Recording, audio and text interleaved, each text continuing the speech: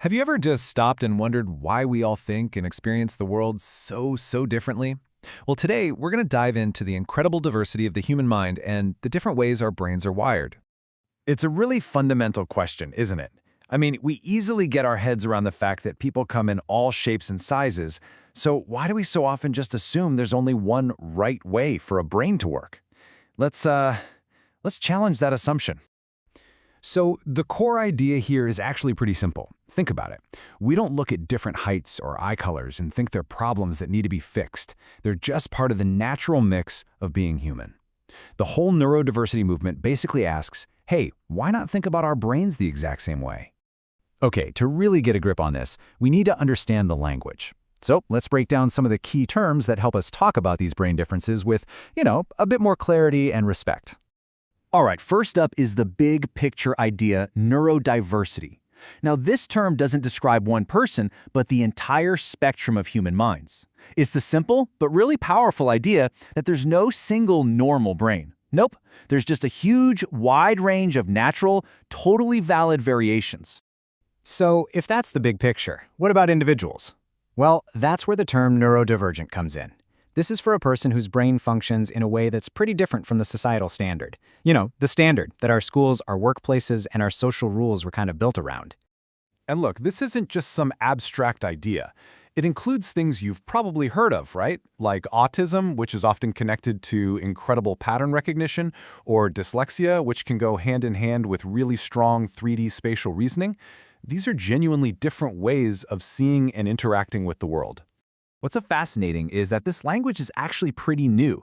The term neurodivergent didn't just pop out of a medical textbook. It was actually coined back in the 1990s as part of a movement led by autistic advocates themselves. And here's the really important part, the why. Why was it created? The whole goal was to push back on this long-held medical view that these variations were just, flaws or deficits. It was about totally reframing the conversation from one of disorder to one of difference. Now, on the other side of the coin, you've got the term neurotypical. It is so crucial to understand this doesn't mean better or correct. It just describes a person whose brain processes things in a way that happens to line up with the dominant systems our world was mostly built for. So all this new language, it really creates a massive shift in perspective. We're moving beyond just using new words to a fundamentally new way of thinking about the human mind itself.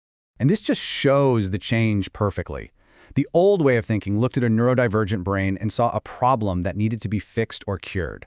But the new understanding, the one rooted in neurodiversity, sees it as a normal and totally valid form of human variation. So why does all this matter? Because when we stop seeing difference as a flaw, we can start asking way better questions. Instead of asking, how do we fix this person? We can ask, how do we fix the environment to support this person? And that leads to more inclusive and effective schools, workplaces, and communities for everyone. All right, so let's bring all this together with one last, really crucial thought. This, right here, is the ultimate point. The whole idea of neurodiversity suggests that the goal shouldn't be to make every brain the same. The real and way more exciting challenge is to design our world, our tools, our expectations, our institutions, to actually accommodate and celebrate the full, amazing spectrum of human minds. So, I'll just leave you with this question to think about. Just imagine the innovation, the creativity, the human potential we could unlock if our societies weren't built for some imaginary average person, but for everyone. What could we achieve then?